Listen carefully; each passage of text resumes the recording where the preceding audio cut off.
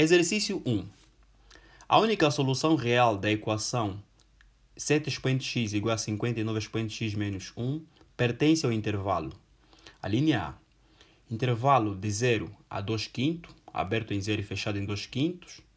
A linha B. Intervalo de 2 quintos até 4 terços, aberto em 2 quintos e fechado em 4 terços. A linha C. Intervalo de 4 terços até 5 meio, aberto em 4 terços e fechado em 5 meio. A linha D.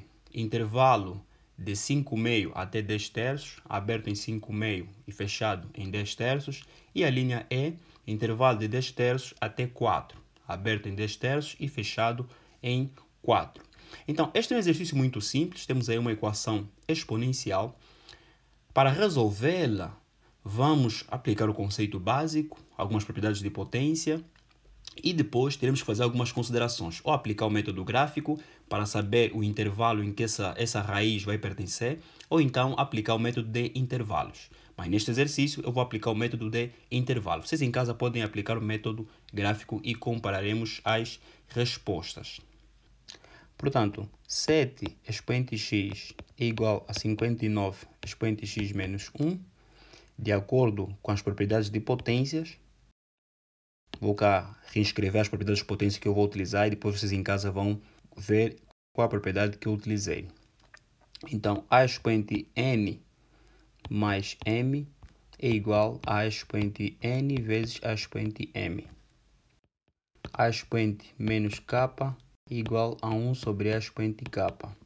E a sobre b, tudo isso é expoente n, isto é igual a expoente n sobre b expoente n.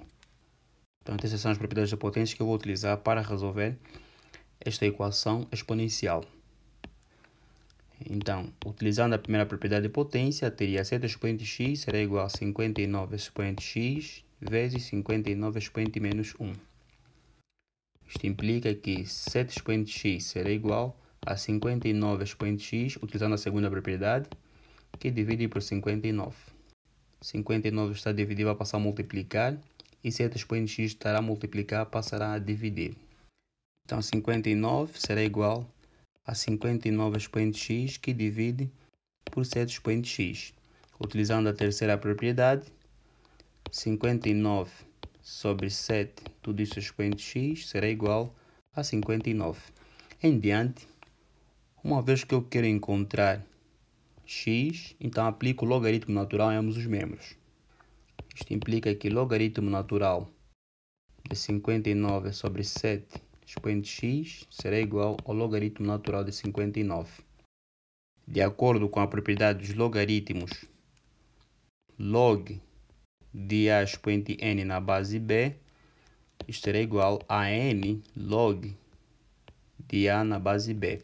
Portanto, o expoente do logaritmando passa como índice do logaritmo. Então, teremos x, que multiplica o logaritmo natural de 59 sobre 7, será igual ao logaritmo natural de 59. Eu quero isolar x, então a expressão que está a multiplicar x vai passar no outro membro a dividir, operação inversa. X será igual ao logaritmo natural de 59, que divide por logaritmo natural de 59 sobre 7.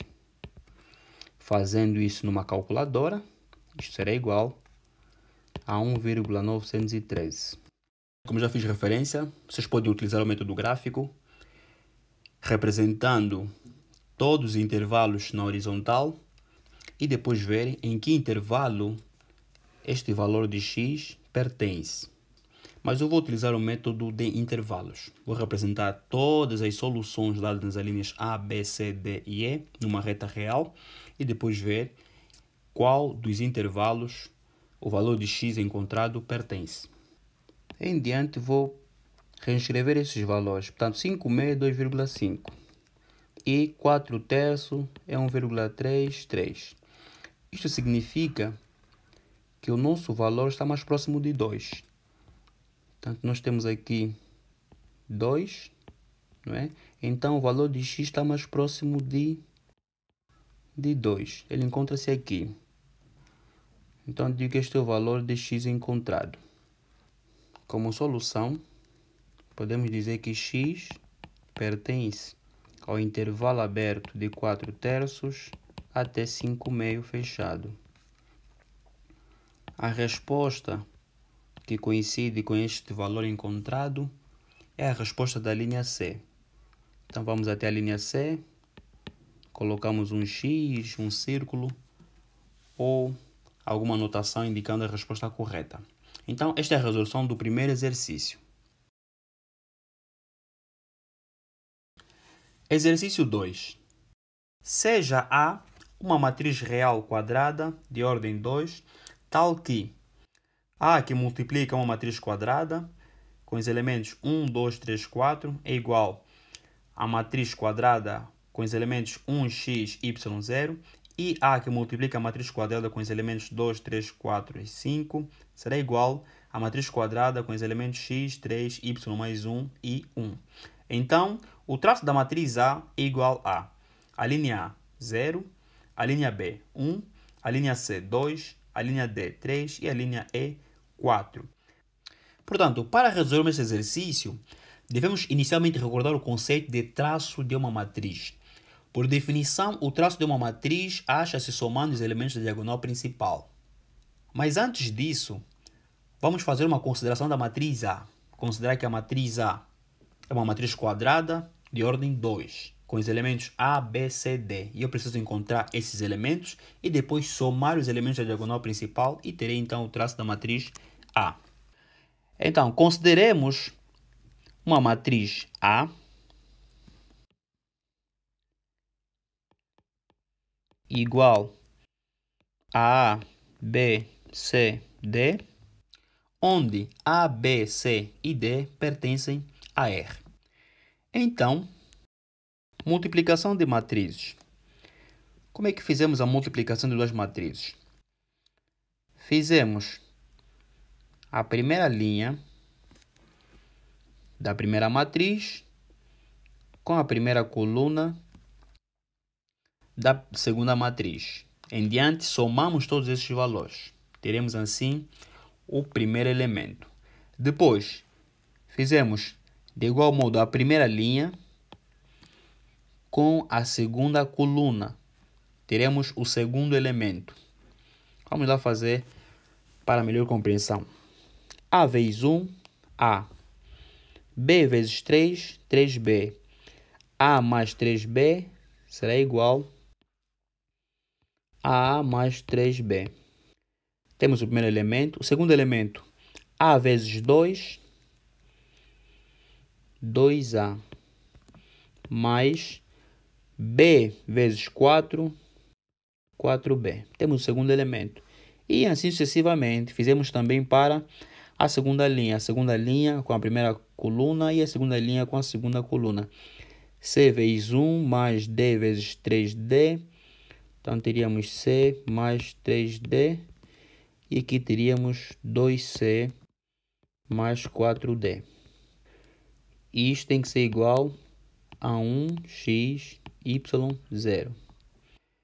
E em diante aplico a igualdade de matrizes. Quando é que duas matrizes são iguais? Suponhamos duas matrizes, A1, A2, A3, A4, B1, B2, B3, B4. Essas duas matrizes serão iguais se e somente se A1 for igual a B1, A2 for igual a B2, A3 for igual a B3 e A4 for igual a B4. Se esses elementos, tanto indicados, forem iguais, então essas duas matrizes serão iguais. Então, como eu quero obter a igualdade dessas duas matrizes, então o que eu faço? Vou simplesmente igualar este primeiro elemento com este e o último elemento com o último elemento. Fazendo essa igualdade vai me permitir encontrar o valor de A, B, C e D, que são esses valores que eu preciso encontrar para depois encontrar o traço da matriz A. A mais 3B igual a 1 e 2C mais 4D igual a 0. O segundo produto nós temos A, B, C, D, que multiplica 2, 3, 4 e 5. Isto será igual. Portanto, já fiz referência de como fazer a multiplicação de matrizes. 2A mais 4B. 3A mais 5B. 2C mais 4D. E 3C mais 5D. Isto tem que ser igual a x, 3, y mais 1 e 1. De igual modo, essas duas matrizes serão iguais se este elemento for igual a este elemento for igual a este elemento for igual a este e este elemento for igual a este. Mas é claro que eu não vou igualar todos os elementos, eu preciso simplesmente de igualar este elemento com este e este elemento com este, pois é aqui que o membro à direita é uma constante. Vai me permitir encontrar muito rapidamente as incógnitas A, B, C e D. Então, 3A mais 5B será igual a 3, equação 3, e 3C mais 5D será igual a 1, equação 4. E agora vou relacionar, formando um sistema de duas equações,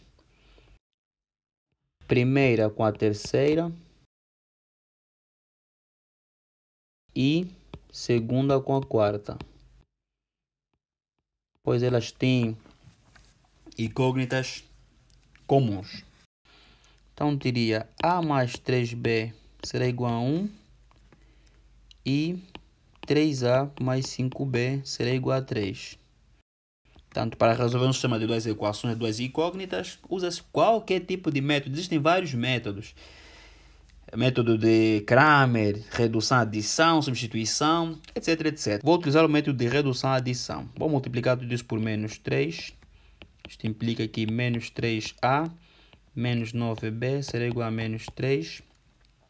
3A mais 5B será igual a 3.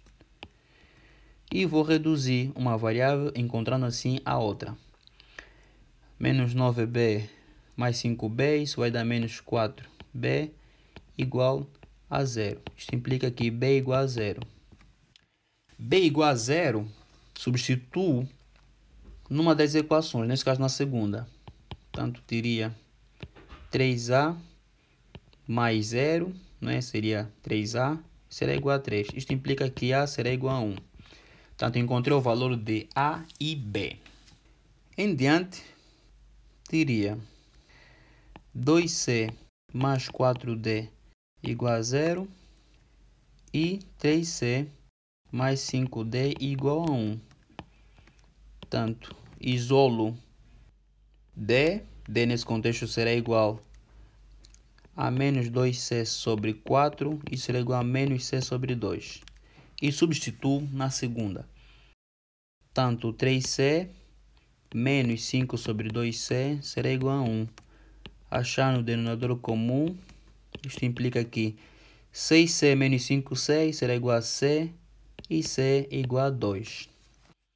C igual a 2 significa que D será igual a menos 1. Então, encontrei o valor de C e D. Em diante, posso substituir os valores de A, B, C e D na minha matriz A, para encontrar assim o traço da matriz A. Então, a matriz A é igual a A, B, C, D. Esta é a consideração que eu fiz. E isto será igual a igual a 1, B 0, C 2 e D igual a menos 1. Então, o que é isso de traço? O traço de uma matriz TRA é igual à soma dos elementos da diagonal principal. Os elementos da diagonal principal temos 1 e menos 1. Então, 1 menos 1 é igual a 0.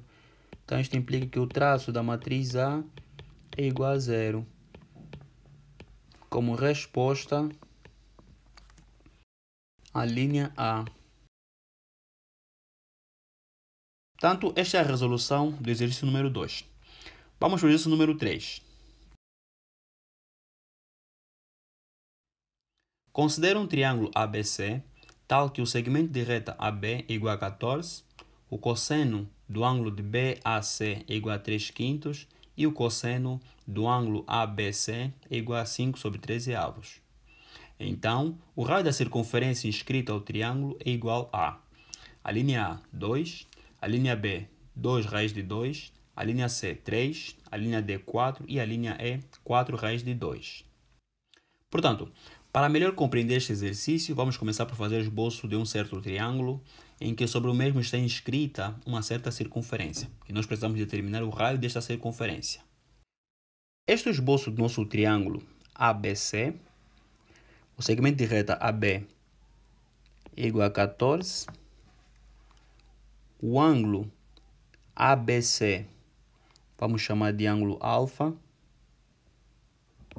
que significa que esta é metade de alfa sobre 2, esta é metade de alfa sobre 2.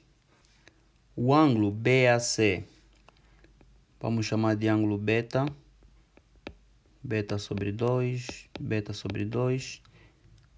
E este ângulo aqui vamos chamar de gama, gama sobre 2 e gama sobre 2.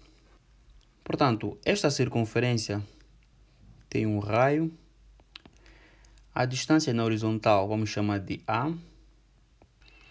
Esta distância de B até este ponto K eu não conheço, então vou chamar de Y. E a distância de K até A vou chamar de X. Aqui posso considerar a distância de A a C como sendo B. Então fiz as seguintes considerações. ABC igual a alfa. BAC igual a beta. Então, como é que nós vamos encontrar o raio R da nossa circunferência que está inscrita, quer dizer, que está dentro do nosso triângulo ABC? É muito simples. Vamos fazer aqui algumas considerações de fórmulas trigonométricas e depois aplicarmos a definição de cosseno e seno para encontrar a distância x e y e depois, no final, somar essa distância x e y, pois é igual a 14. Então, este é o caminho que nós vamos utilizar para resolver este exercício. Portanto, começo por recordar o arco metade e tangente. O arco metade tangente, nesse contexto, tangente de alfa sobre 2 será igual a seno de alfa sobre 1 mais cosseno de alfa. E o arco metade para o ângulo beta, nesse contexto tangente de beta sobre 2, será igual a seno de beta sobre 1 mais cosseno de beta. Nós já temos os cossenos, mas não temos os senos. Daí, eis a razão de recordarmos a lei fundamental da trigonometria, que diz que a soma dos quadrados do seno e cosseno tem que ser igual a 1. A partir dali, isolo o seno. Então, teria aqui cosseno ao quadrado de alfa mais seno ao quadrado de alfa será igual a 1. Isto implica que o seno ao quadrado de alfa será igual a 1 menos cosseno ao quadrado de alfa. Então, posso muito rapidamente escrever que o seno de alfa será igual a mais ou menos a raiz quadrada de 1 menos cosseno ao quadrado de alfa. E o seno de beta será igual a mais ou menos a raiz quadrada de 1 menos cosseno ao quadrado de beta. Então, essas duas fórmulas serão reescritas da seguinte maneira. Tangente de alfa sobre 2 será igual a mais ou menos a raiz quadrada de 1 menos cosseno ao quadrado de alfa, que divide por 1 mais cosseno de alfa. E tangente de beta sobre 2 será igual a mais ou menos a raiz quadrada de 1 menos cosseno ao quadrado de beta, que divide por 1 mais cosseno de beta. A partir daqui podemos achar o valor das tangentes e darmos sequência ao nosso Exercício. Então, a tangente de alfa sobre 2 será igual a mais ou menos a raiz quadrada de 1 menos cosseno de alfa, 5 sobre 13 avos. Então, isso nesse contexto vai ser 25 sobre 3 ao quadrado, são 169, que divide por 1 mais 5 sobre 13. Isto será igual a mais ou menos, acha o denominador comum, 169 menos 25. Isto será igual a 144. Raiz quadrada de 144 sobre 169. Isso será igual a 12 sobre 13. Que divide, de igual modo, acho o denominador comum aqui. 13 mais 5 são 18 sobre 13. 13 por 13 são cortados. Isso será igual a mais ou menos 12 sobre 18. 12 sobre 18, se dividirmos aqui por 6 e dividirmos aqui por 6, 12 sobre 6, 2 e 18 sobre 6, 3. Então teríamos mais ou menos 2 terços. E tangente de beta sobre 2 será igual a mais ou menos a raiz quadrada de 1 menos cosseno ao quadrado de beta. Cosseno de beta é igual a 3 sobre 5. 3 ao quadrado, 9. 5 ao quadrado, 25. Acha denominador comum, que divide por 1 mais 3 sobre 5. De igual modo, aqui também acha-se denominador comum. Então, isto será igual a mais ou menos 25 menos 9 são 16. Raiz quadrada de 16 sobre 25 é igual a 4 sobre 5. Que divide 5 mais 3, 8.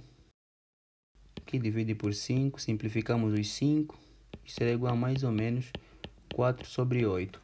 4 sobre 8, divido aqui por 4, divido aqui por 4. Isto será igual a mais ou menos 1 sobre 2. Podemos observar que encontramos 4 valores para as tangentes. Mais ou menos 2 terços e mais ou menos 1 meio.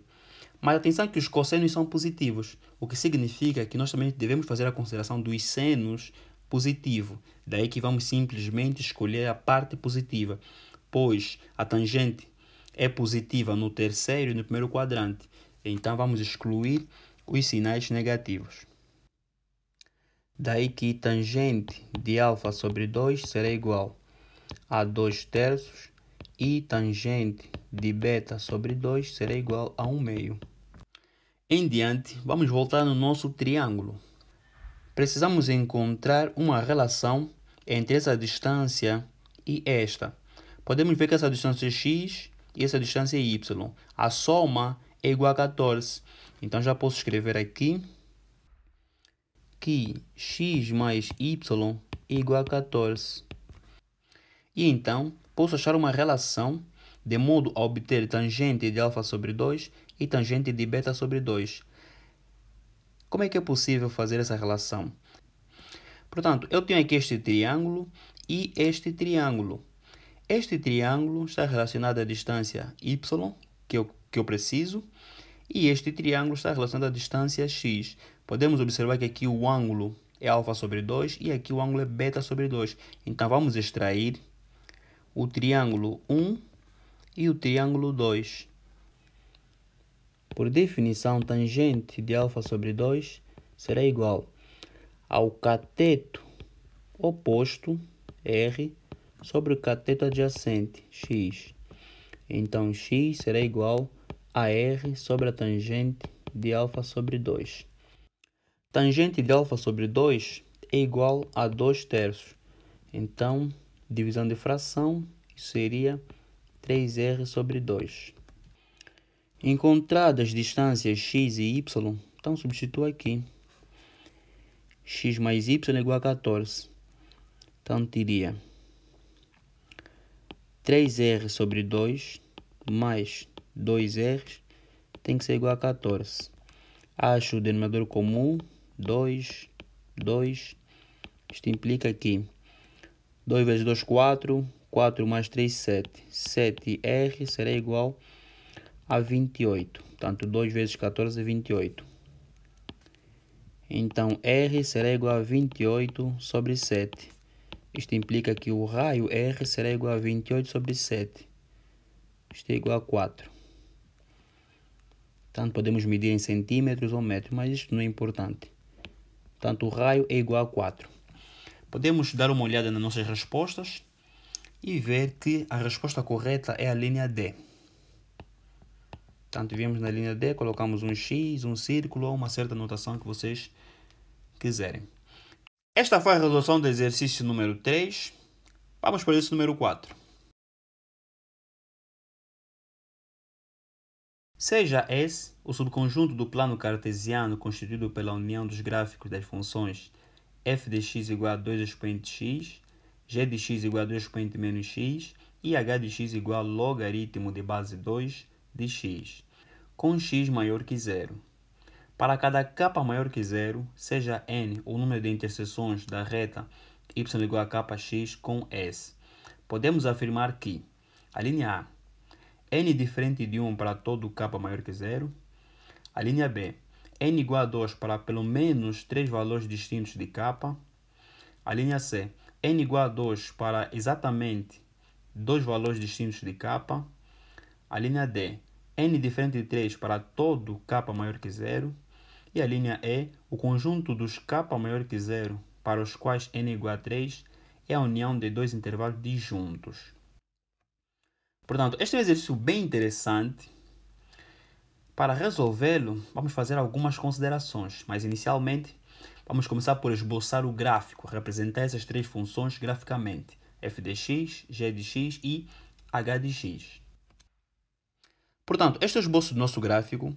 Nós temos o subconjunto S, constituído pela união das funções f de x, g de x e h de x. Portanto, f de x, g de x e h de x unidas formam o subconjunto S, em que n é o número de interseções da reta y igual a kx com o subconjunto S. Atenção que k é maior que 0 e x também é maior que 0. Então, em diante, vamos considerar cada uma das afirmações, checar a veracidade ou a falsidade das mesmas. Primeira afirmação, nós temos que n diferente de 1 para todo k maior que 0. Vamos checar se esta afirmação é correta.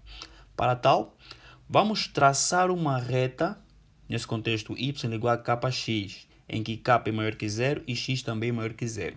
E vermos o número de interseção desta reta com o subconjunto S, com pelo menos uma dessas funções representadas. Se houver uma interseção, então significa que essa primeira afirmação está errada, pois ele diz que o número de interseção tem que ser diferente de 1. Então, esta é a minha reta de prova. Tanto esta reta, ao intersetar-se com o subconjunto S, eu teria um certo número de interseções. Então, eu preciso checar se o número de interseção será maior que 1. E podemos observar aqui que depois de traçarmos esta reta y igual a k1 de x, temos simplesmente uma única interseção. Essa interseção é visível. Nós temos aqui simplesmente um ponto de interseção, o que significa que quando eu traço uma reta, o número de interseção desta reta com o subconjunto S é apenas uma. Portanto, eu tenho aqui que n é igual a 1. Portanto, a ideia é que esta reta interseta com uma das funções, pois uma dessas funções faz parte do subconjunto S. Então, posso afirmar que a primeira afirmação é falsa, pois ela diz que o número de interseção tem que ser diferente de 1 para todo k maior que 0. Para todo k maior que 0, nós temos que o número de interseção vai ser simplesmente 1. Vai haver simplesmente uma interseção desta reta y igual a k1 de x com o subconjunto n. Então, a primeira afirmação é falsa. Vamos lá, começar já por excluir. Na segunda afirmação, nós temos que n é igual a 2 para pelo menos 3 valores distintos de k. Então, nós vamos traçar algumas retas de modo a obter duas interseções. Se nós encontrarmos duas interseções para pelo menos 3 valores de k, Nesse contexto, vamos lá traçar três retas, não é? E se nessas três retas, cada uma resultar em duas interseções com o subconjunto S, então esta afirmação será verdadeira. Caso contrário, será falsa. Então, ao traçarmos três retas, podemos observar que cada uma das retas ela vai intersetar o subconjunto S, portanto, vai intersetar duas funções. Ou seja, a primeira reta interseta-se com a função g de x e com a função f de x. Portanto, ela vai ser tangente a um ponto da curva 2 expoente x. Então, nós temos aqui quantos pontos de interseções? Temos 1 e 2. Temos dois pontos de interseção. Quer dizer que esta primeira reta vai intersetar o subconjunto S, mas nesse contexto na função f de x e g de x em dois pontos. A segunda reta, ela de igual modo vai intersetar a função g de x e a função h de x. Ela também vai ser tangente à função h de x. Então temos 1 e 2. Temos dois pontos de interseções da reta y igual a k2 de x com o subconjunto S, mas nas funções g de x e h de x. E por último, nós temos a terceira reta, y igual a k3 de x, que vai intersetar a função g de x e h de x, vamos chamar isso de ponto 1, e interseta mais adiante, mais uma vez, na função h de x. Então, nós temos dois pontos. Isso quer dizer que, para pelo menos três valores distintos de k, nesse contexto, k1, k2 e k3, nós temos quantos pontos de interseções? Nós temos 2.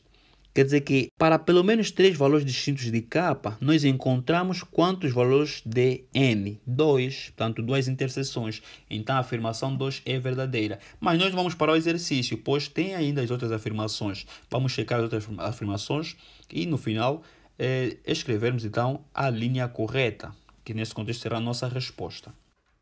Na terceira afirmação, nós temos que n igual a 2 para exatamente dois valores distintos de k. Podemos diretamente dizer que esta afirmação é falsa, pois na segunda afirmação nós já provamos que para pelo menos três valores distintos de k, nós encontramos dois valores de n, ou seja, duas interseções. Então, esta afirmação é falsa, pois ela aqui está a dizer que n é igual a 2 para exatamente dois valores distintos de k. Claramente que não é exatamente dois valores de k. Nós já provamos que para pelo menos três valores de pelo menos, isso significa que nós podemos obter mais valores de k. Então, a terceira afirmação é falsa. Vamos na quarta afirmação.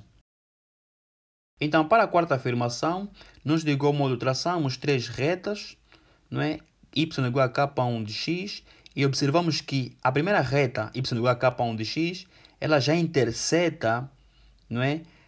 Em três pontos. Portanto, ela tem três pontos de interseções. Interseta com o subconjunto S na função g de x e na função f de x, ela interseta duas vezes. Nós temos aqui primeiro ponto, segundo e terceiro ponto de interseção. Só a primeira reta já interseta três vezes. A segunda reta, ela de igual modo vai intersetar umas, duas e três. Quer dizer que para todo k maior que zero, isso significa que nós podemos obter três interseções.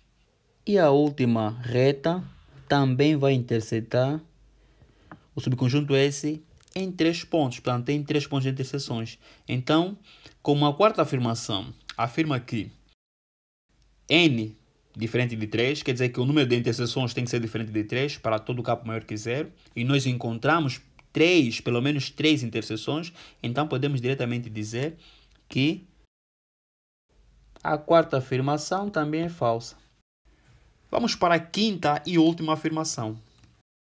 A quinta afirmação, ela diz que o conjunto dos k maior que 0, para os quais n é igual a 3, é a união de todos os intervalos disjuntos. Portanto, nós precisamos aqui compreender o conceito de intervalos disjuntos. Intervalos disjuntos são aqueles intervalos que não possuem elementos comuns.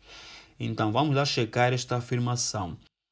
Quando n é igual a 3, o conjunto dos valores de k maior que 0 é a união de dois intervalos disjuntos. Podemos rapidamente observar que esta afirmação é falsa, pois, se aumentarmos a inclinação das retas, podemos encontrar 3 pontos de interseções para os 3 intervalos. Quer dizer que para cada um dos intervalos nós temos 3 pontos. Portanto, nós temos primeiro intervalo, 3 pontos. Segundo intervalo, 3 pontos. Terceiro intervalo, 3 pontos. Então, nós não temos só 2 intervalos distintos. Nós temos 3 intervalos distintos. Daí que esta afirmação é falsa. E como resposta, nós encontramos a linha B. Nós vimos que n é igual a 2 para pelo menos 3 valores distintos de k. Então, podemos escrever resposta à linha B. Exercício 5. O número de triângulos 2 a 2 não congruentes de perímetro 87, cujos lados dispostos em ordem crescente de comprimento são números inteiros em progressão aritmétrica de razão não nula, é igual a linha A, 12, a linha B, 14, a linha C, 16, a linha D, 18 e a linha E, 20. Portanto, este é um exercício bem interessante que, para resolvê-lo, vamos aplicar os conceitos de progressão aritmétrica, PA, e a desigualdade triangular. Mas, inicialmente, vamos considerar um triângulo de lados dispostos em ordem crescente, nesse contexto A menos R, A e A mais R. Portanto, este é o nosso triângulo, cujos lados estão dispostos em ordem crescente de comprimento, o que significa que, se eu afirmar que o primeiro lado é A menos R, então o segundo lado vai crescer, tanto mais R, então será A. O terceiro lado mais R, A mais R. Então, estou aqui a considerar que R é a razão desta progressão aritmétrica. Se eu estou a afirmar que isto é uma progressão aritmétrica, o que significa que teríamos 3 elementos, não é? Então, vou aqui afirmar, teremos uma PA de 3 elementos. Primeiro elemento A menos R, segundo elemento A e o terceiro elemento A mais R. De perímetro 87, tanto perímetro P igual a 87. O que é isso de perímetro de um triângulo? Perímetro de um triângulo é a soma dos lados desse triângulo. Nesse contexto, A menos R mais A mais A mais R. R por R sai, então isso será igual a 3A. Então, perímetro será igual a 87, perímetro dado, e isso será igual a 3A. Isso implica que A será igual a 87 sobre 3, e 87 sobre 3 é igual a 29. Então, encontramos o valor de A. Então, já podemos substituir aqui. Em diante, precisamos definir a razão dessa nossa PA. O exercício nos informa que a razão não pode ser nula, portanto, a razão não pode ser zero, pois se a razão for zero, nós teríamos que esse seria um triângulo equilátero, portanto, os lados seriam iguais e, de certa forma, distorceria com o conceito do exercício. O que nos leva a idealizar que a razão R pode ser menor que zero ou maior que zero. Mas para não mudarmos a posição dos lados do triângulo, portanto, se a razão, por exemplo, for menor que zero, aqui nós teríamos negativo e aqui nós teríamos positivo. Para que este triângulo fosse formado, constituído, era necessário invertermos a posição desses lados. Portanto, este lado passaria para cá e vice-versa. Então, para nós não mudarmos a posição desses triângulos, então vamos considerar que a razão é positiva, é maior que zero. Portanto, vocês em casa poderiam também tentar com a razão negativa e depois compararem o resultado que nós encontrarmos. O exercício diz que cada um dos lados tem que ser um número inteiro. Portanto, a razão não pode ser zero, mas os lados têm que ser números inteiros. Então, quer dizer que ela vai fazer parte de um certo intervalo. Ela vai pertencer a um certo intervalo. Para que a razão pertença a um certo intervalo, então tenho que considerar aqui uma certa desigualdade. Como nós estamos a considerar que este é um triângulo, então vamos considerar a desigualdade triangular. E o conceito de desigualdade triangular, ela afirma que a soma dos dois lados de um triângulo tem que ser maior que o terceiro lado do triângulo. Portanto, se eu somar esses dois lados deste triângulo, a soma tem que ser maior que a do terceiro lado do mesmo triângulo. Então, este é o conceito que nós vamos aplicar para encontrar a razão neste intervalo. Então, vou somar este lado com este, portanto, 29 menos R mais 29 tem que ser maior que 29 mais R. Este 29 e este 29 podemos simplificar. Isto implica que 29 menos R, R está a somar, passa a subtrair, será maior que zero. Então, 29 menos R menos R, menos 2R, maior que zero. Portanto, teríamos menos 2R maior que menos 29. Multiplico por menos 1. Isto implica que 2R será menor que 29. Portanto, isto implica que R será menor que 29 sobre 2. Então, R será menor. Portanto, 28 sobre 2 é 14. Significa que 29 sobre 2 é 14,5. R maior que 0 e R menor que 14,5 é equivalente a R no intervalo de 0 a 14,5. R tem que ser um número não nulo, e para que os lados sejam inteiros, quer dizer que a soma de cada um desses valores com R tem que ser um número inteiro. Daí que R também tem que ser um número inteiro. De 0 a 14,5, quais são os números inteiros que eu posso encontrar? Posso encontrar 1, 2, 3, 4, 5, 6, até 14. Daí que a minha razão tem que ser igual a esses valores. Portanto, esses são os possíveis valores da minha razão, de 1 até 14. Ou seja, são 14 triângulos, não é, que eu posso formar. Então, isto implica que a razão será igual a quanto? A 14. Se a razão é igual a 14, isso significa que eu posso formar quantos triângulos de perímetro 87? Posso formar tanto 14 triângulos de perímetro 87. Então, a linha que corresponde com essa resposta é a linha B.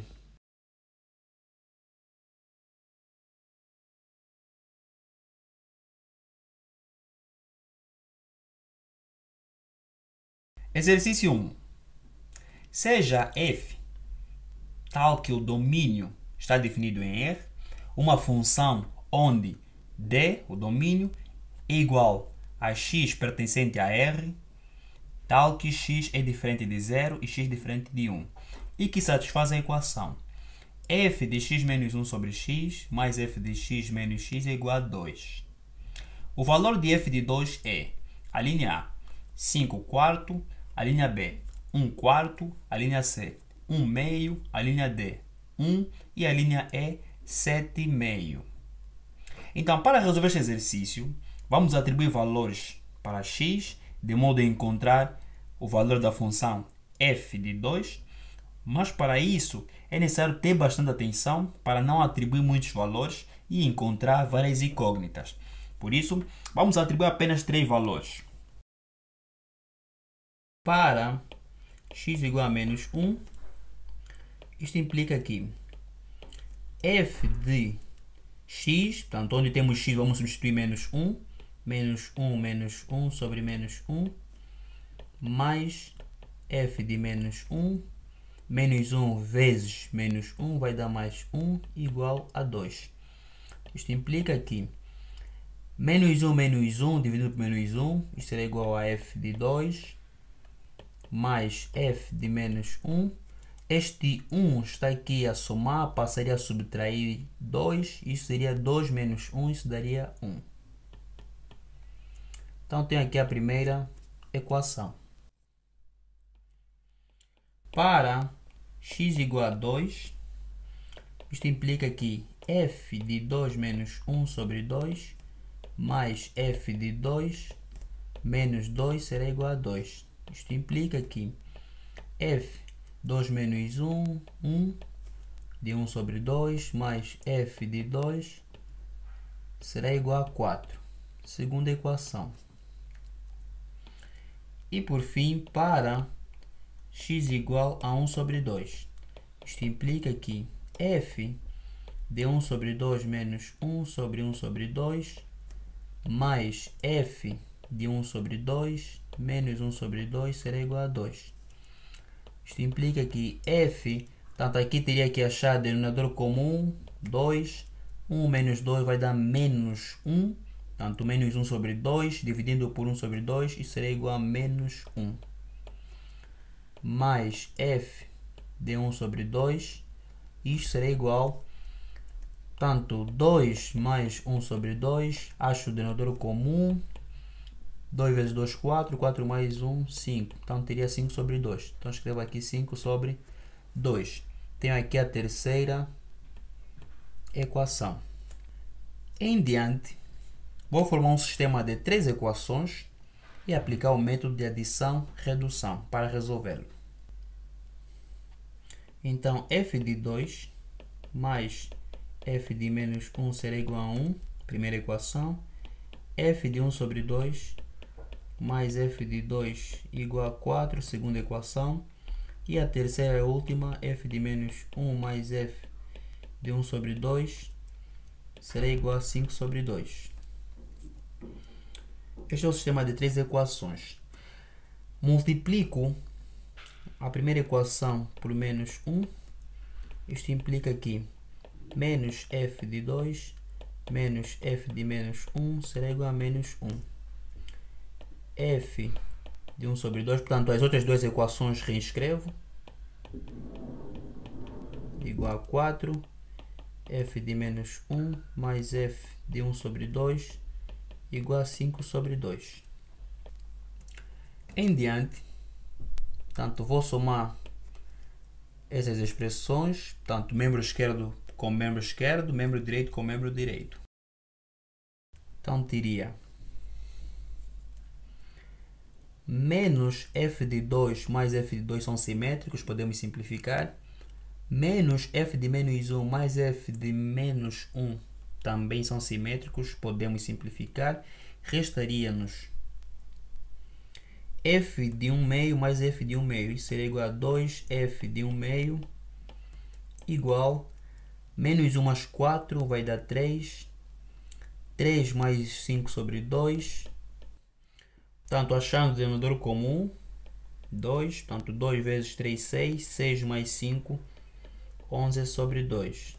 Isto implica que f de 1 sobre 2 será igual a 11 sobre 2 vezes 2. Este 2 está aqui a multiplicar, passa a dividir e automaticamente multiplicaria com este 2. Então, teríamos sobre 4. Achado f de 1 sobre 2, vamos substituir na segunda equação para encontrar f de 2.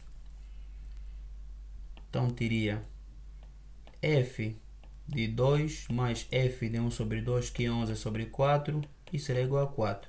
Isto implica que f de 2 será igual a 4 menos 11 sobre 4. 11 sobre 4 esteve a somar, passa a subtrair.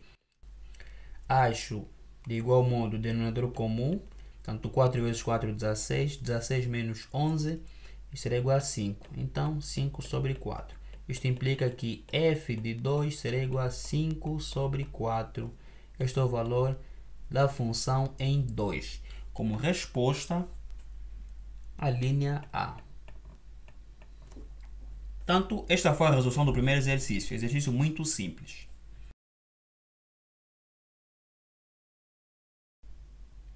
Exercício 2. Seja a equação 7 expoente 4x menos 10 vezes 7 expoente 3x mais 17 vezes 7 expoente 2x mais 40 vezes 7 expoente x igual a 12 vezes 7. Para cada uma das raízes não nulas desta equação, constrói-se um segmento de reta cujo comprimento corresponde ao módulo do valor da raiz. A partir de todos os segmentos obtidos, a linha A, pode-se construir um triângulo escaleno. A linha B, pode-se construir um triângulo isósceles. A linha C, pode-se construir um quadrilátero. A linha D, pode-se construir um pentágono. E a linha E, não é possível construir qualquer polígono. Portanto, este exercício é bem interessante. Nos foi dada uma equação exponencial e nos pedem para indicar uma dessas alíneas. A, B, C, D ou E.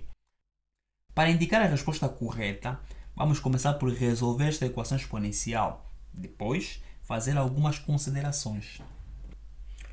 Portanto, começo por fazer uma certa substituição. Isto é, 7 expoente x será igual a t para todo e qualquer t maior que 0. Então, isto implica que 7 expoente 4x em potência, isto seria 7 expoente x, tudo isso à quarta. Portanto, esta é a propriedade de potenciação, potência de uma potência. Se eu tenho a expoente n vezes m, isto é igual a expoente n, tudo isso é expoente m. Então, aplico para esta expressão e esta. Então, teríamos t à quarta menos 10t ao cubo mais 17t ao quadrado mais 40t. 12 vezes 7 é igual a 84. Ao passar no membro esquerdo, passaria como sendo menos 84, igual a 0. Caímos numa equação do quarto grau. Para resolvê-la, vamos aplicar o dispositivo de Briot-Rufino. Este é um dispositivo muito simples, que vai consistir em inicialmente retirar os coeficientes desta nossa equação do quarto grau, deste nosso polinômio de grau 4, nesse contexto 1, menos 10, 17, 40 e menos 84. Vou formar esse esquema de Briot-Rufino, em que o primeiro elemento 10, e aqui vamos procurar um valor que multiplicando, somando, no final aqui tenho que ter resto 0. Então, se o resto for 0, significa que esta minha equação possui uma raiz inteira. Então, vamos testar se o resto será 0. Podemos começar por 1 menos 1, mas vou começar por 2. 2 vezes 1, 2, menos 10, mais 2 menos 8 vezes 2 menos 16, 17 menos 16, 1, 2 vezes 1, 2. 42 vezes 2, isso vai dar 84. Então, encontrei aqui a primeira raiz. Portanto, isso seria t menos 2, que multiplicaria t ao cubo, menos 8t ao quadrado, mais t, mais 42. Isso será igual a 0. Portanto, aplicando a lei do anulamento do produto, que diz que dois produtos são nulos se somente se apenas um for nulo. Portanto, se este for nulo, significa que este produto será nulo. Ou se este for nulo, significa que este produto também será nulo. A partir daqui, teríamos que T1 será igual a 2. E vamos, de igual modo, aplicar o mesmo dispositivo para encontrar as raízes desse nosso polinômio. teremos t mais 2 que multiplica t ao quadrado menos 10t mais 21. Isso será igual a 0. A partir daqui, t2 será igual a menos 2, ou t3, 4 será igual a 10, mais ou menos, vamos utilizar a fórmula de Bhaskara, 10 ao quadrado 100, menos 4 vezes 21, isso vai dar 84, que divide por 2. Portanto, para quem não se lembra a fórmula de Bhaskara, nós temos x, 1, 2, isso será igual a menos b, mais ou menos a raiz quadrada de delta. Delta é b ao quadrado, menos 4ac sobre 2a. Então, esta é a fórmula de Bhaskara que eu utilizei. Então, t3, 4 será igual a 10 mais ou menos 100 menos 84, isto é igual a 16. Raiz quadrada de 16 é 4. Tudo isso sobre 2. Então, t3 será igual a 10 mais 4, 14 sobre 2 será igual a 7. E t4 será igual a 10 menos 4, 6 sobre 2, isso é igual a 3. Como nós afirmamos que t é maior que 0, significa que esta segunda raiz de t deve ser excluída, pois diz respeito à condição inicial. Então encontramos três valores de t. Tanto t igual a 2, t igual a 7 e t igual a 3. Vamos então substituir esses valores para encontrar o valor de x. Para t igual a 2, isto implica que 7 expoente x será igual a 2. 2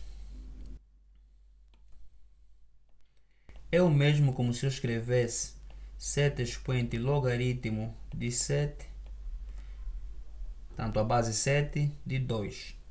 Então isto implica que 7 expoente x será igual a 7 expoente logaritmo de 2 na base 7. Isto é uma equação exponencial. Se nós já igualamos as bases, então ignoramos as bases e igualamos os expoentes. x1 será igual a logaritmo de 2 na base 7. Para t igual a 7, isto implica que 7 expoente x será igual a 7. Portanto, temos como expoente subentendido 1. Ignoramos as bases e igualamos os expoentes. x2 será igual a 1.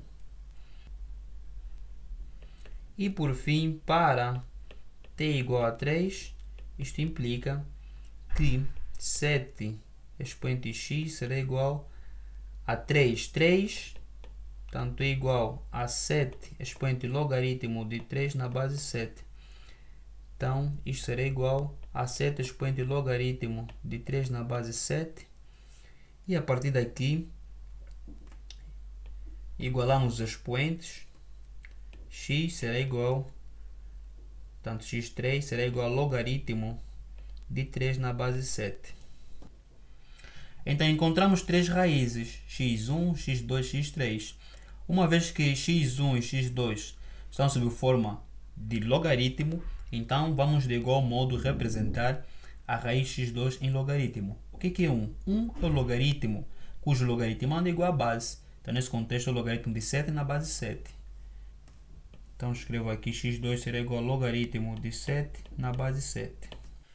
Tendo três raízes, então já podemos dizer que é possível formarmos um triângulo. Para tal, é necessário que se cumpra o conceito da desigualdade triangular, que diz que a soma de duas arestas é maior que a terceira aresta. Então, vamos considerar um triângulo de arestas A, B e C. A soma de AB tem que ser maior que C. A soma de B mais C tem que ser maior que A. E a soma de AC tem que ser maior que e B. Então, se essas três desigualdades forem cumpridas, isso significa que cumpre-se com o teorema ou conceito de desigualdade triangular. Então é isso que nós vamos checar. Neste caso, o nosso A vamos igualar a x1, o nosso B x2 e C x3. Então isto implica que logaritmo de 2 na base 7 mais logaritmo de 7 na base 7 será igual ao logaritmo tanto de 7 vezes 2, 14 na base 7. E este logaritmo é maior que o logaritmo de 3 na base 7. Portanto, aqui eu apliquei a propriedade dos logaritmos. Logaritmo de A mais logaritmo de B, isto é igual a logaritmo de A vezes B. E log de 7 na base 7 mais o logaritmo de 3 na base 7, isso será igual ao logaritmo de 21 na base 7. E isso é maior que o logaritmo de 2 na base 7. E por fim, logaritmo de 2 na base 7 mais o logaritmo de 3 na base 7, isso será igual ao logaritmo de 6 na base 7. E isto é menor que o logaritmo de 7 na base 7. Portanto, temos duas desigualdades cumpridas, a primeira e a segunda, e a terceira não foi cumprida, o que significa que desrespeita com o princípio da desigualdade triangular. Então, não teremos o triângulo formado. Daí que, se não é possível formar o triângulo, então, nas afirmações indicadas, podemos descartar a primeira e a segunda afirmação, que diz que ele forma um triângulo escaleno e um triângulo isósceles. Então, automaticamente, já não é possível formar triângulo. Então, a linha A e B podemos descartar. Não é possível formar triângulo. Vamos verificar as outras alíneas. A linha C diz que pode ser construído um quadrilátero. Para que seja construído um quadrilátero, é importante recordarmos o conceito de um quadrilátero. O quadrilátero é um polígono com 4 vértices, 2 lados, 2 diagonais e 4 ângulos internos. Se virmos bem, nós encontramos simplesmente 3 pontos. Então esses 3 pontos serão insuficientes para formar uma figura com essas características, nesse contexto um quadrilátero. Daí que a linha C também é falsa.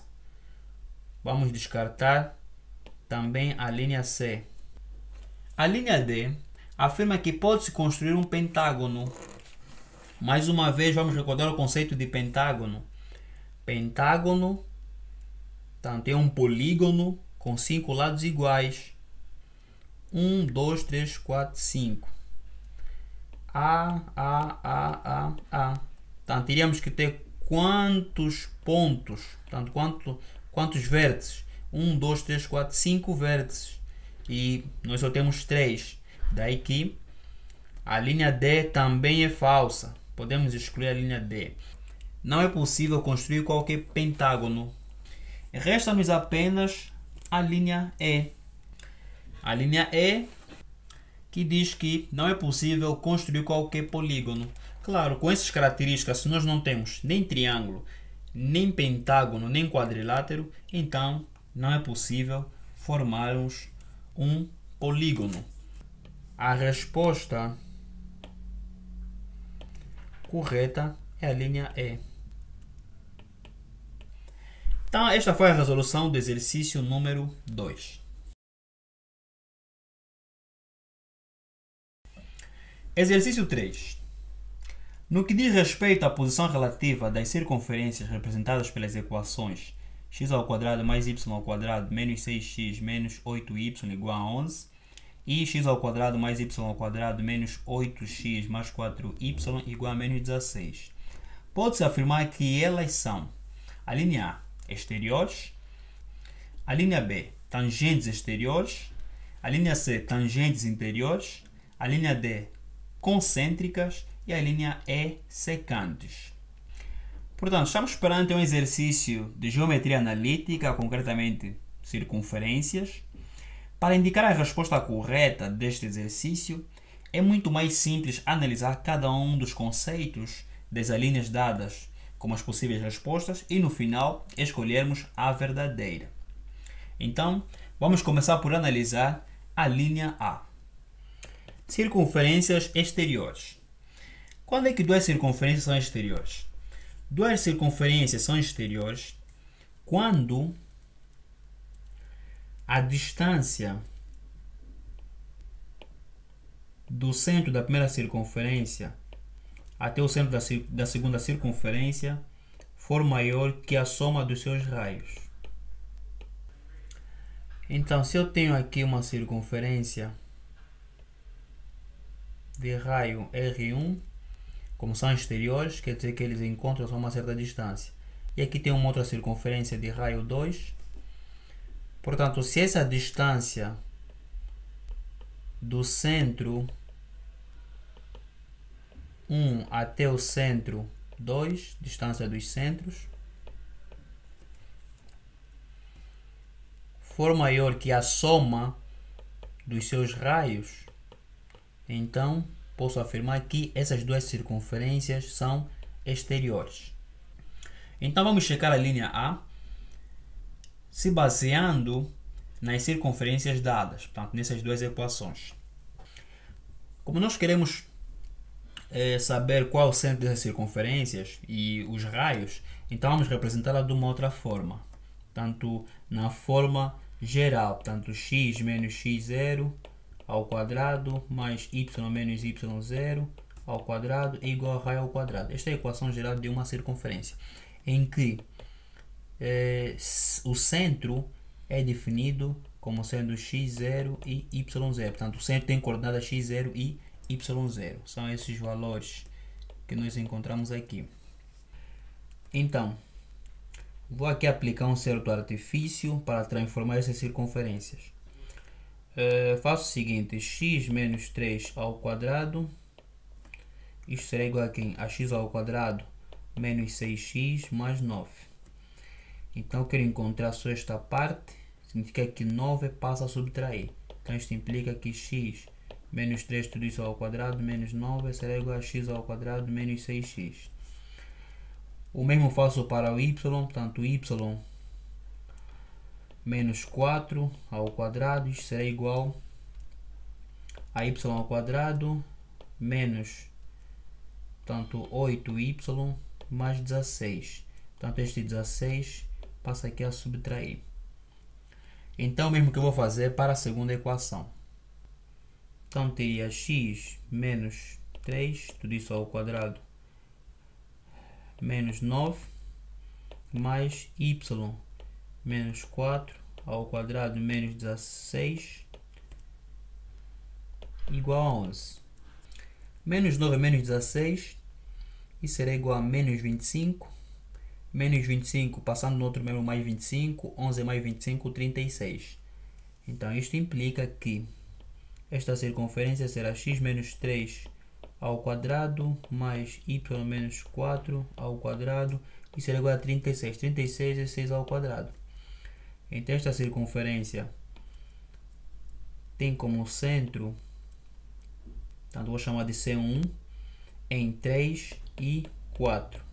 E o raio R1 será igual a 6. Para a segunda circunferência, nós teríamos x menos 4, tudo isso ao quadrado, menos 16, mais y mais 2, tudo isso ao quadrado, menos 4, portanto igual a menos 16.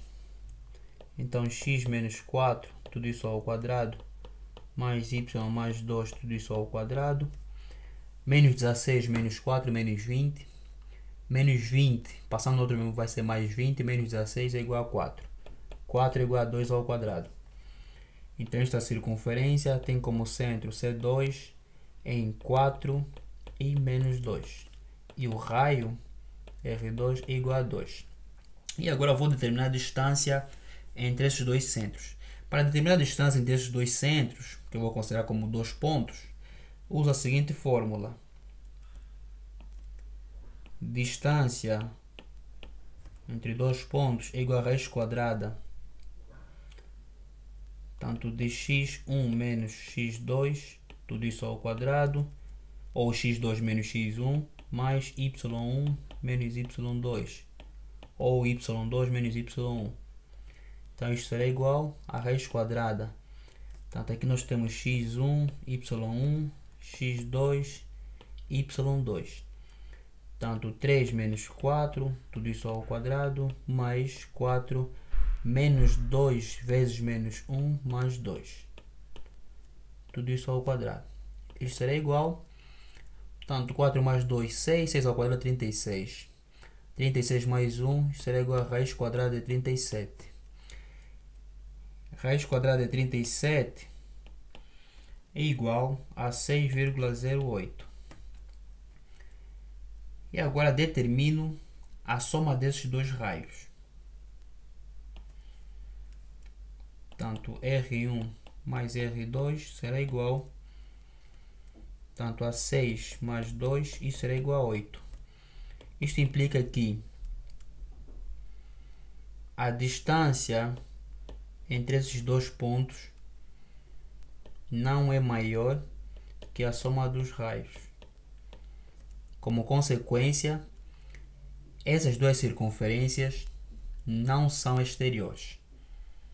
Então, a linha A é falsa. Vamos checar a linha B. A linha B, circunferências tangentes exteriores. Quando é que duas circunferências são tangentes exteriores? Duas circunferências são tangentes exteriores se a distância dos seus centros será igual à soma dos seus raios. Como nós já vimos que a distância é igual a raiz quadrada de 37, que é igual a 6,08, e vimos também que a soma dos raios é igual a 6 mais 2, 8. Como consequência, a distância do centro 1 até o centro 2 é diferente da soma dos raios. Então, a linha B também é falsa. Descartamos a linha B. Vamos para a linha C. Circunferências tangentes interiores. Se a distância do centro 1 até o centro 2 for igual ao módulo da diferença do raio 1 pelo raio 2, então essas circunferências são tangentes interiores. Então vamos checar isso. O raio 1 menos o raio 2 em módulo, isto será igual a 6 menos 2. Isto será igual a 4. Podemos observar que isso é diferente da distância de C1 e C2. Então, de igual modo, a linha C também é falsa. Portanto, essas circunferências não são tangentes interiores. Vamos para a linha D. Concêntricas. Quando é que as circunferências são concêntricas?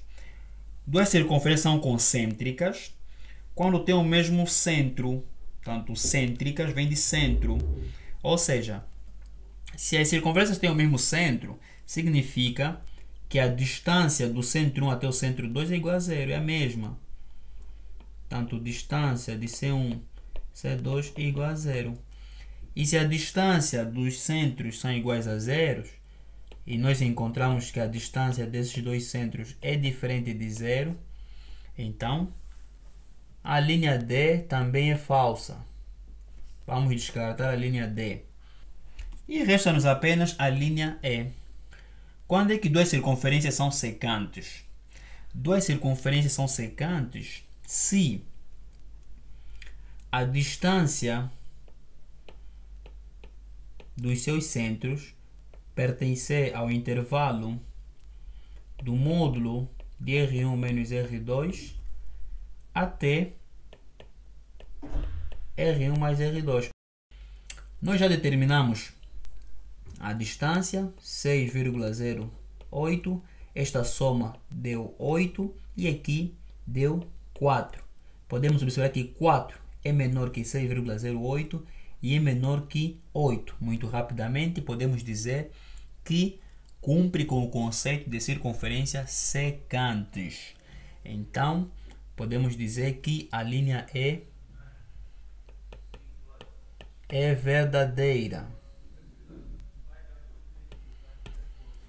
Então, a resposta do nosso exercício é a linha E. Vocês em casa poderiam desenhar as circunferências e poderiam obter a resposta muito rapidamente. Portanto, se nós desenhássemos as circunferências, teríamos a resposta muito rapidamente. Esta seria também uma outra via. Então, esta foi a resolução deste exercício.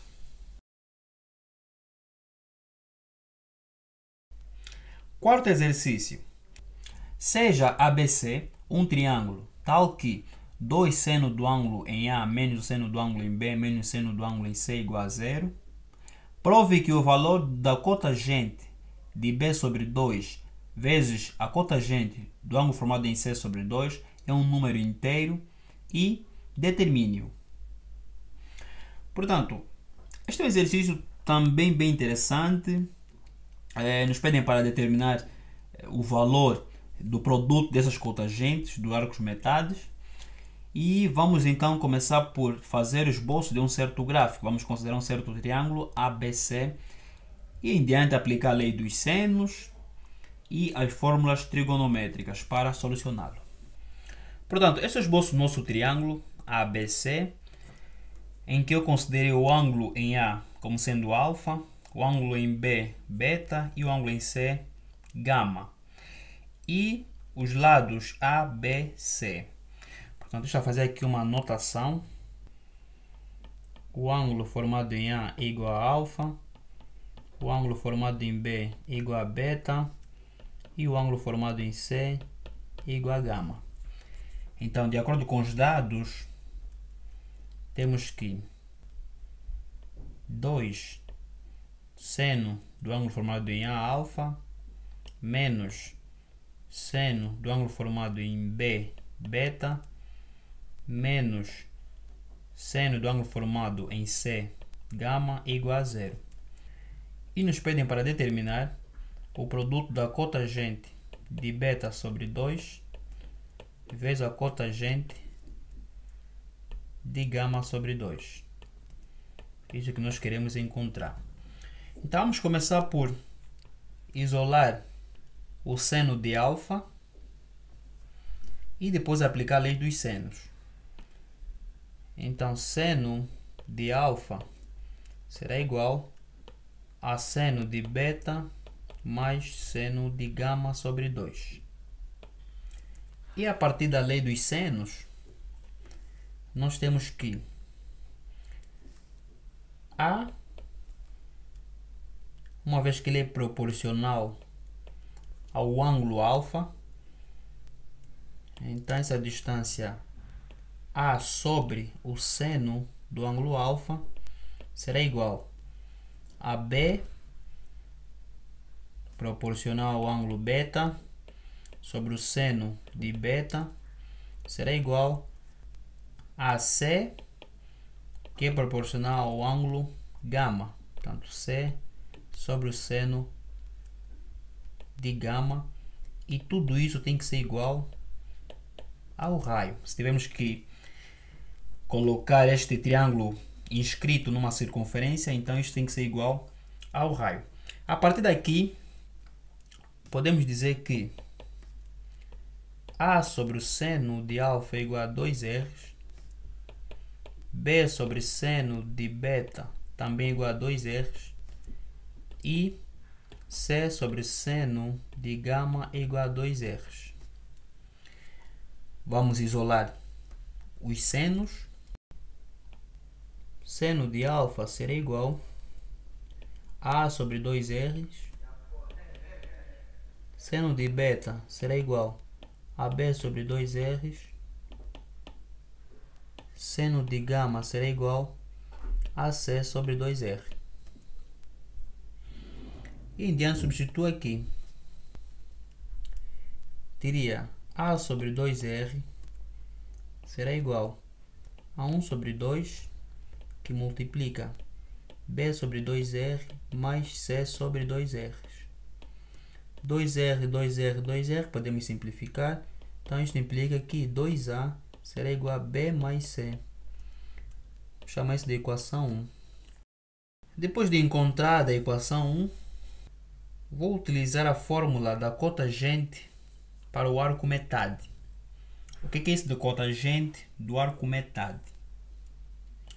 Cotangente de beta sobre 2 será igual a mais ou menos a raiz quadrada de 1 mais cosseno de beta sobre 1 menos cosseno de beta. E cotangente de gama sobre 2, isso será igual a mais ou menos a raiz quadrada de 1 menos 1 mais, nesse contexto, cosseno de gama sobre 1 menos cosseno de gama. Nós não temos os cossenos, simplesmente temos o seno. Então, é muito mais simples encontrar os cossenos, uma vez que nós estamos perante um triângulo, através da lei dos cossenos. Então, vamos aplicar a lei dos cossenos para determinar o cosseno de beta e o cosseno de gama. Para determinar o cosseno de beta e de gama através da lei dos cossenos, eu tenho que calcular que distâncias? Tenho que calcular C e B. Então, de acordo com a lei dos cossenos, C ao quadrado será igual a ao quadrado mais B ao quadrado menos 2AB cosseno de gama. Isto implica que cosseno de gama será igual, portanto, isolo isso, seria C ao quadrado menos A ao quadrado menos B ao quadrado, que divide por menos 2AB. Então, cosseno de gama será igual, multiplico toda essa expressão por menos 1, seria A ao quadrado mais B ao quadrado menos C ao quadrado, que divide por 2AB. E a distância B ao quadrado será igual a ao quadrado mais C ao quadrado menos 2AC cosseno de beta. Então, cosseno de beta será igual a B ao quadrado menos A ao quadrado menos C ao quadrado, que divide por menos 2AC. De igual modo, multiplico por menos 1, isto será igual a ao quadrado mais C ao quadrado menos B ao quadrado, que divide por 2AC. Então, encontrei os cossenos de beta e gama. Vou substituir nas equações anteriores das cotangentes. Cotangente de beta sobre 2 será igual a mais ou menos a raiz quadrada de 1 mais o cosseno de beta A ao quadrado mais C ao quadrado menos B ao quadrado sobre 2AC, que divide por 1 menos cosseno de beta A ao quadrado mais C ao quadrado menos B ao quadrado, que divide por 2AC. Em diante, acho o denominador comum.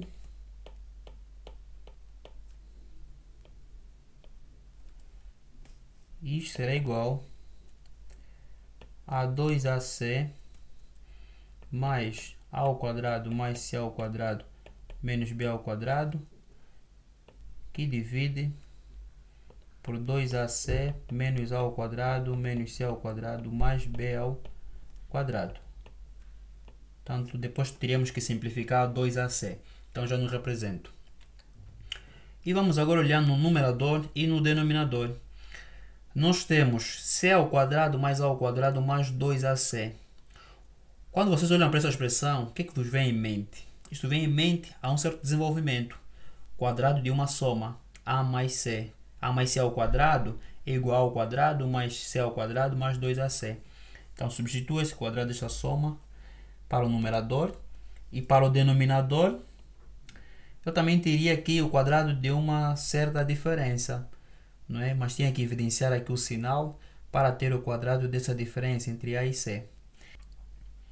Então, cotangente de beta sobre 2 será igual a mais ou menos.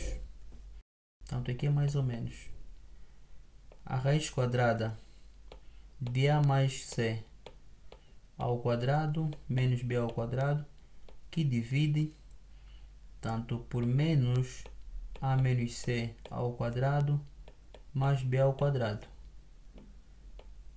Portanto, caímos numa diferença de 2 quadrados. Uso a fórmula da diferença de 2 quadrados. Teria A mais C menos B, que multiplica por A mais C mais B, que divide por B mais A menos C, que multiplica por B menos A mais C. Caímos numa expressão da cotangente de beta sobre 2. E o mesmo vamos fazer para encontrar a cotangente de gama sobre 2. Cotangente de gama sobre 2, isso será igual a mais ou menos a raiz quadrada de 1 mais A ao quadrado mais B ao quadrado menos C ao quadrado, que divide por 2AB, tudo isso que divide por 1 menos A ao quadrado mais B ao quadrado menos C ao quadrado, que divide por 2AB. Achamos o denominador comum, 2AB, tanto isto será igual a A ao quadrado mais B ao quadrado mais 2AB. Portanto, já fiz referência que isto é o quadrado de uma soma, não é? Então posso substituir o quadrado dessa soma e automaticamente substituir a fórmula da diferença de quadrado. A mais B menos C, que multiplica A mais B mais C, que divide no denominador a mesma coisa. Nós teríamos 2AB menos A ao quadrado menos B ao quadrado mais C ao quadrado. Evidenciando o sinal, nós teríamos menos, mais, portanto essa expressão toda menos 1, e isto corresponderia ao quadrado de uma certa diferença. Então isso ficaria A menos B, tudo isso ao quadrado, mais C ao quadrado, portanto menos, e depois aplicaria, não é, a diferença de quadrado. Então C mais B menos A, que multiplica C mais A menos B. Portanto, encontrei as duas expressões para a cotangente. Em diante, vou multiplicar essas duas cotangentes. Então, a cotangente de beta sobre 2 vezes cotangente de gama sobre 2, isso será igual a raiz quadrada de A mais C menos B, que multiplica A mais C mais B, que divide por B mais A menos C, que multiplica B menos A mais C, vezes, portanto, o produto de duas raízes, né? Posso manter este produto numa única raiz, portanto, se os índices forem iguais nesse contexto. Então, A mais B menos C, que multiplica A mais B mais C, que divide por C mais B menos A, que multiplica C mais A menos B. Podemos encontrar termos semelhantes. Tá? A divisão de termos semelhantes é igual a 1. Por exemplo, A mais B menos C, que divide por B mais A menos C, podemos simplificar. A mais C menos B, que divide por C mais A menos B, também podemos simplificar. Resta-nos apenas a seguinte expressão. Então, digo que essa expressão será igual. Portanto, esta expressão é semelhante a esta e esta é semelhante a esta. Então, o produto dessas duas expressões seria uma delas ao quadrado. Então, teríamos a raiz quadrada de a mais c mais b sobre b menos a mais c, tudo isso ao quadrado. E aqui podemos simplificar. Simplificamos. Isso vai dar módulo de a mais b mais c, que divide por b mais c menos a. Nós fizemos referência de que 2a é igual a b mais c. Então, substituo b mais c por 2a. Este produto seria igual a A mais 2a, que divide por 2a menos a. Isto em módulo. Portanto, isto será igual a 3a, que divide por a em módulo. A por a sai. Módulo de 3 é igual a 3. Então, o resultado da cotangente de beta sobre 2 vezes a cotangente de gama sobre 2, este produto é igual a 3. Como resposta, 3. Portanto, este na realidade é um exercício da segunda fase do IME Brasil, por isso é que não temos nenhuma linha. Então, encontramos a resposta 3. Faça em casa e compara tanto a resposta que nós encontramos. Então, esta é a resposta deste exercício.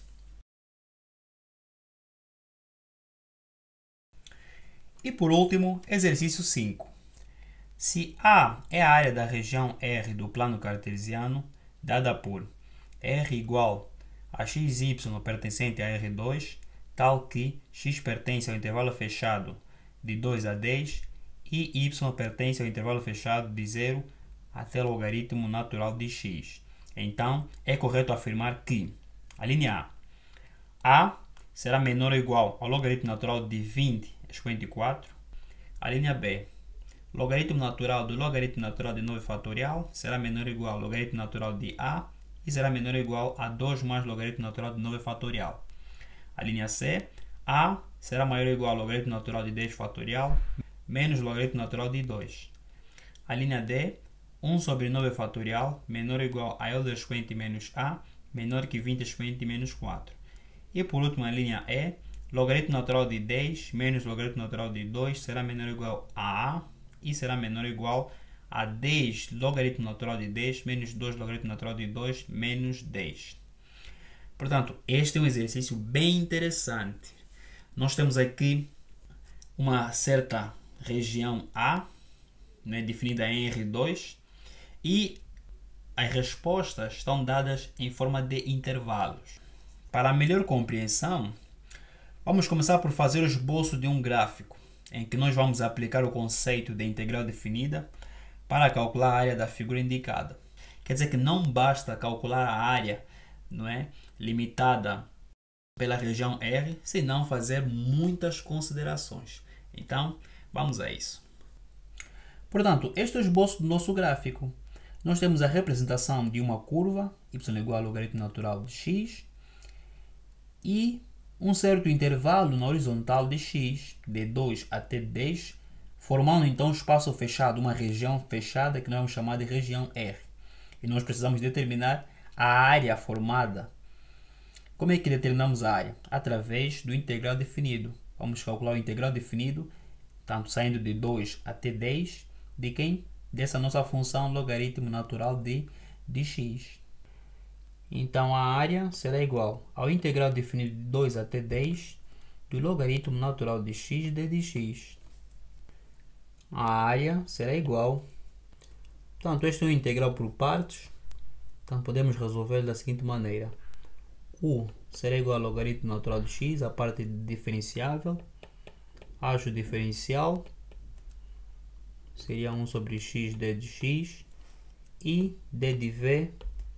Portanto, seria o integral de d de x. Então, v será igual a quem? A x. Então, pela fórmula das integrais por partes, nós teríamos u vezes v, x logaritmo natural de x, menos integral de x, que é v, d de u. Portanto, 1 sobre x, d de x. Então, isto seria igual, este integral seria igual a quanto? A x. Então, teríamos x logaritmo natural de x menos x. X logaritmo natural de x menos x, a variar de 2 até 10. Então, a área seria igual a 10 logaritmo natural de 10 menos 10, menos da fórmula, portanto 2 logaritmo natural de 2 menos 2. A área seria igual a 10 logaritmo natural de 10 menos 2 logaritmo natural de 2, menos 10 mais 2 seria igual a menos 8. Portanto, este é o valor da área. Olhando para as respostas, não temos nenhuma coincidência com o que nós encontramos. Em diante, vamos ter que fazer algumas considerações. A primeira consideração, vamos traçar uma linha que vai partir de 2 até 10, formando assim um trapézio. Depois de traçarmos o trapézio, podemos observar duas áreas. Temos a área total e a área do trapézio, portanto TR. A área do trapézio será igual a base menor mais a base maior sobre 2 vezes a altura. Então podemos calcular esta área do trapézio. A base menor, portanto vamos ter que traçar aqui uma linha na horizontal. Esse é um trapézio que está de forma invertida, né? Então a base vai ser a altura nesse contexto. Se essa curva é logaritmo natural de x, então quando x é 2, teríamos aqui logaritmo natural de 2 e aqui logaritmo natural de 10 quando x é 10. Então a base menor é essa distância e a base maior será essa distância.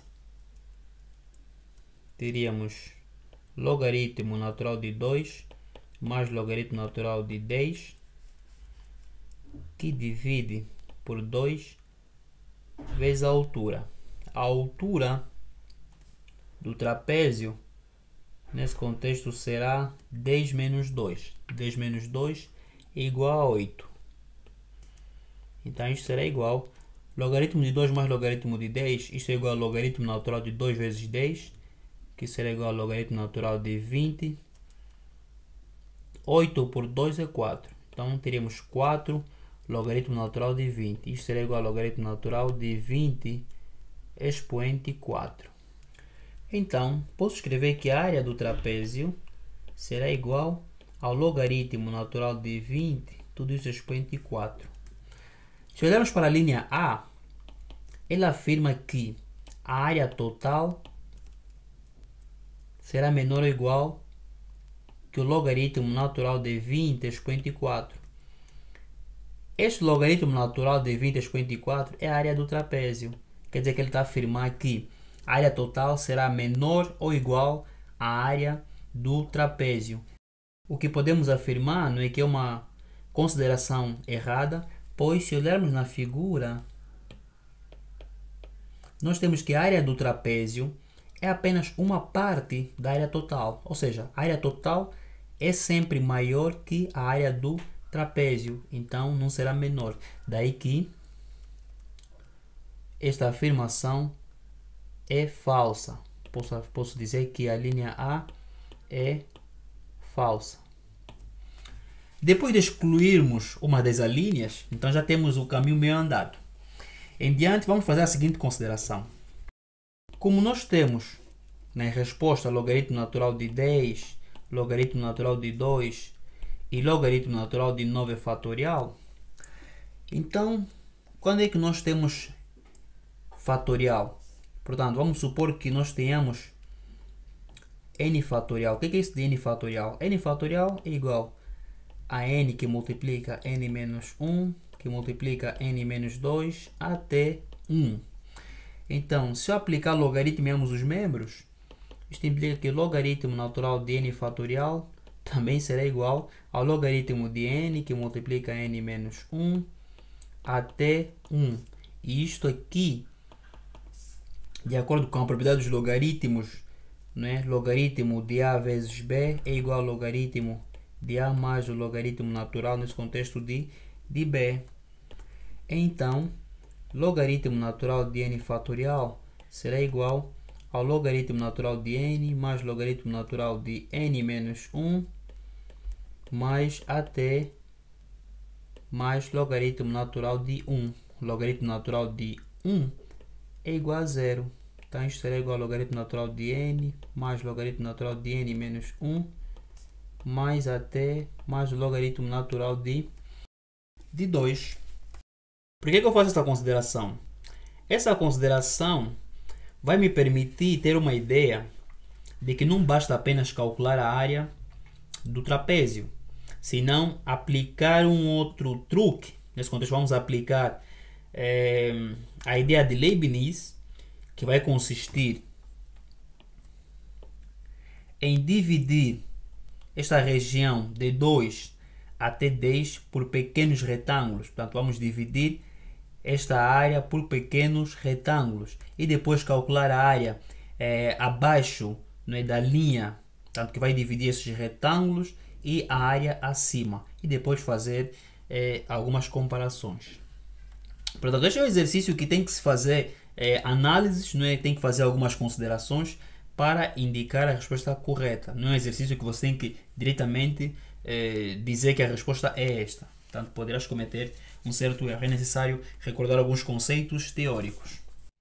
Portanto, ao completar os retângulos, podemos observar que nós temos duas áreas. Temos a área da região inferior e a área da região superior. Só que não temos apenas a área da região superior, nós temos a área da região superior mais um certo acréscimo. Nós temos aqui um certo acréscimo. Esse acréscimo é necessário ser retirado. Então vamos inicialmente calcular a área da região inferior. Não é? Essa área da região inferior será, na realidade, a soma de todas as áreas desses retângulos inferiores. Portanto, a área de um retângulo é igual a base vezes a altura. Não é? Então será a base 1 vezes a altura 1, mais a base 2 vezes a altura 2, até 10. Então são quantos retângulos? Portanto, nós temos 8 retângulos. Então vamos somar essas 8 áreas. Então a área da região inferior será igual a 3 menos 2, 1, vezes o logaritmo natural de 2, logaritmo natural de 2, mais logaritmo natural de 3, mais até mais logaritmo natural de 9. Essa é a razão de termos feito a consideração anterior do logaritmo natural de 9 fatorial. Logaritmo natural de 9 fatorial é igual a logaritmo natural de 2 mais até mais logaritmo natural de 9. Então, a área da região inferior é igual a logaritmo natural de 9 fatorial. De acordo com a figura, podemos ver que a ideia de Leibniz de dividir este segmento de 2 até 10 por pequenos quadrados era com o objetivo de uma aproximação. Então, aproximar a área desses pequenos, da soma desses pequenos retângulos, à área total. Então, podemos dizer que a área total é maior ou igual tanto à área da região inferior. Ou seja,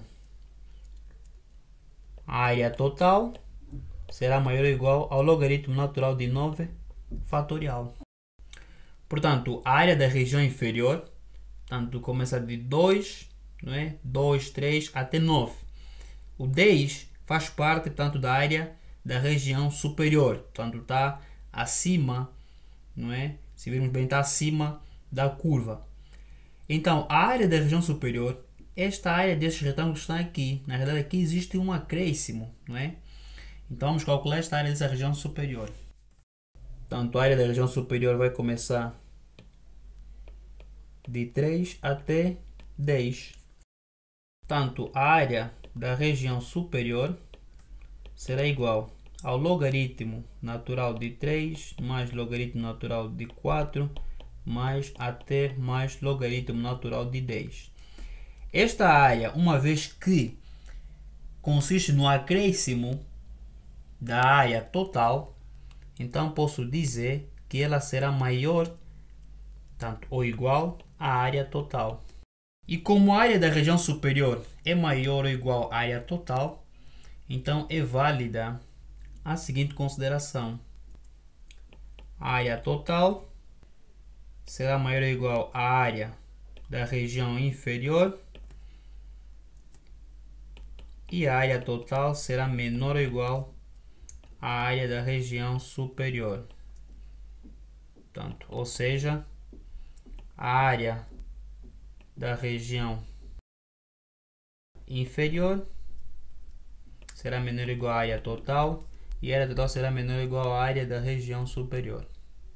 Daí que a área total será menor ou igual e maior ou igual à área da região inferior. Nós já vimos que é o logaritmo natural de 9 fatorial, tanto maior ou igual, e a área da região superior será igual ao logaritmo natural de 3 mais logaritmo natural de 4 mais até mais logaritmo de 10. Portanto, logaritmo natural de 10. O que é logaritmo natural de 10 fatorial? Logaritmo natural de 10 fatorial é igual ao logaritmo natural de 1 mais logaritmo natural de 2 mais até mais logaritmo natural de 10. Portanto, isto é 0.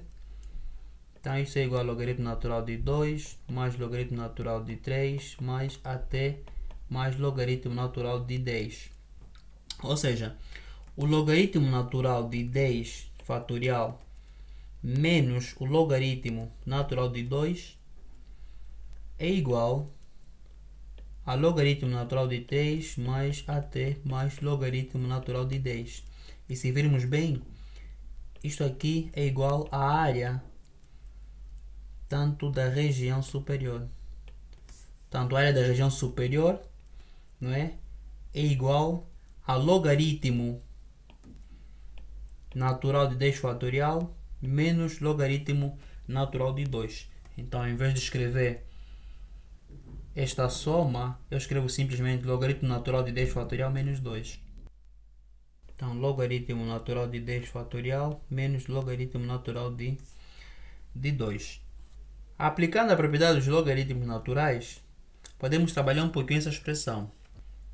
Tanto o logaritmo natural de 9 fatorial será menor ou igual à área total e será menor ou igual ao logaritmo natural de 10 fatorial que divide por 2.